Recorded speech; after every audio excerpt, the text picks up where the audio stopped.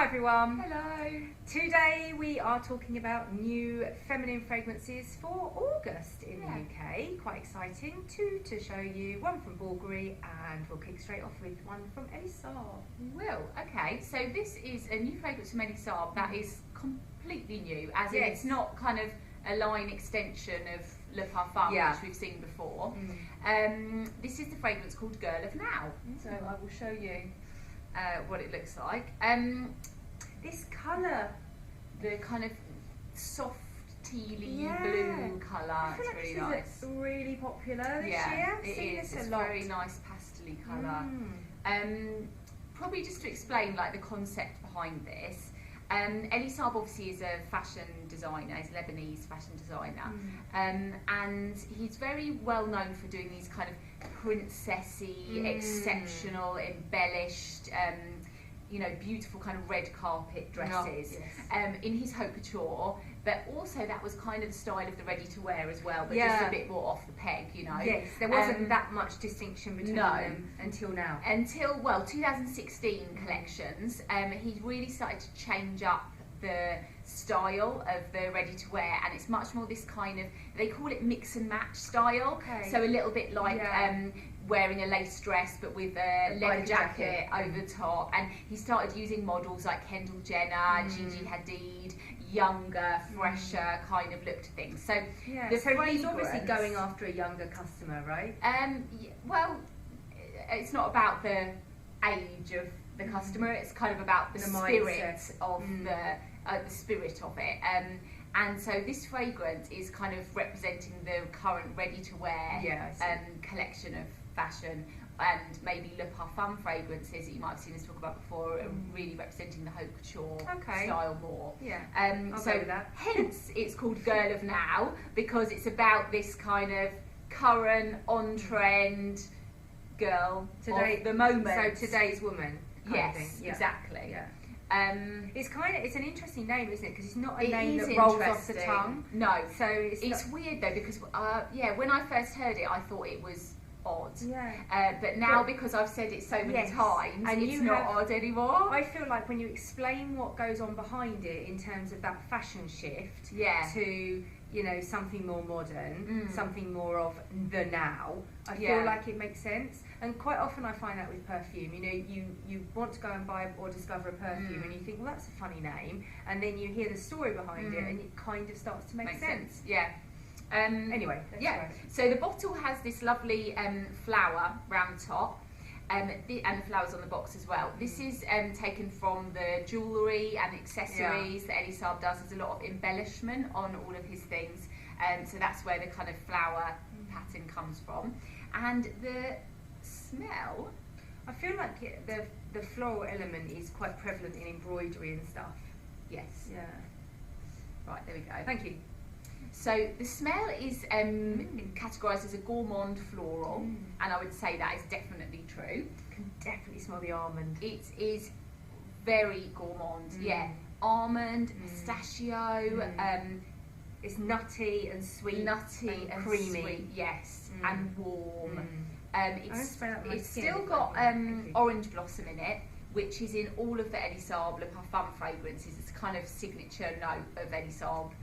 So they've carried that on into here, which I like. Yeah, but it's interesting, isn't it? Because they've mixed, the way I understand it is they've mixed almond with orange blossom. They basically, apparently what they did is they distilled the almond and the orange blossom in the same vat. So they were literally mixed together from the distillation rather than just being done by the perfumer afterwards.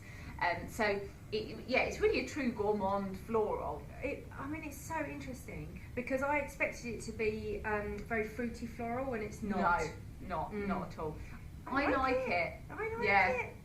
I do. I think it's got a lot more substance than a lot of fragrances that are kind of aimed at this market, this kind of vibe of a younger girl and a flowery bottle. You know, it has got some kind younger of mindset about it. Can you smell honey? I feel like it's got honey in that sort of sweet, unctuous way. I also quite like the fact that he hasn't gone so far away from his roots. You know, there is still jasmine in there, for example. Yeah. And there's still patchouli, which he has used before in Le Parfum in the Intense. It definitely lasts as well. I've been wearing it a little bit over the last few weeks, and it really has a good staying power. It's Eau de Parfum as well. I need to wear this. Yeah. I've only been like spritzing it around the office so far. The other one I've been spritzing around the office is our other new launch for August, which is Bulgari Roman Night. We've talked about Bulgari a lot before as well. You know, it's a brand that we work with quite a lot. And I think we have talked about Goldea. I'm sure we have.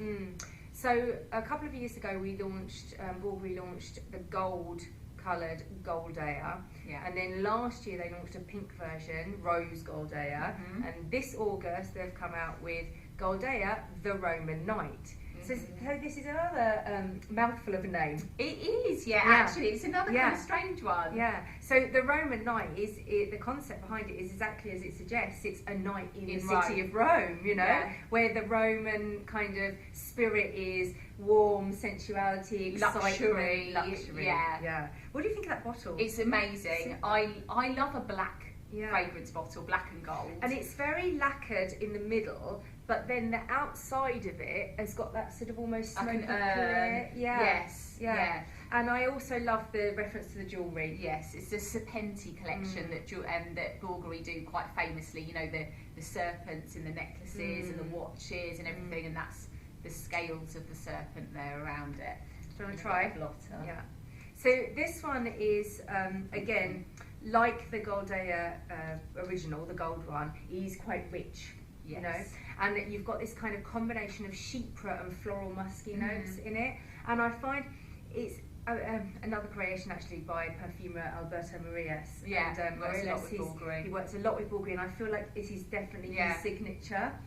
And it's got a real nice combination of jasmine, tuberose, and a synthetic peony note, which they call in black peony, and you do get that sort of rich floral coming through. Honestly, I've not really worn this. Actually, I haven't really worn this at all. I've smelt it a few times, but I like it. Yeah, I do think, I wasn't sure whether the chypre categorisation was legit or not, but I think it is. Yeah, I mean, it feels dry. Elegant and dry and tailored like chypre feels, but I don't suppose if you look at the list of ingredients of a true chypre, you don't get so much of those echoed in here. No. But you do get the spirit, that kind of grown-up femininity, that elegant femininity. You can imagine, you know, I can imagine getting dressed up in something really beautiful and going out on the town in Rome with my glass of Prosecco and wearing this. Nice. And I also feel like the musk and patchouli base, when it dries down, gives a real sensuality without being sort of dirty sexy. Yeah. And we should say as well that the face of this fragrance is Bella Hadid, who's obviously very famous right now, and she's doing a lot of work with Bulgari, so you'll probably recognise her face in the advertising, wearing the lovely serpent head necklace as well. I think she literally like stopped traffic. They did a Bulgari press launch, like an international press launch on the Spanish steps in Rome. I think it was last month, and out came Bella in her ball gown with her beautiful sparkling Bulgari diamonds.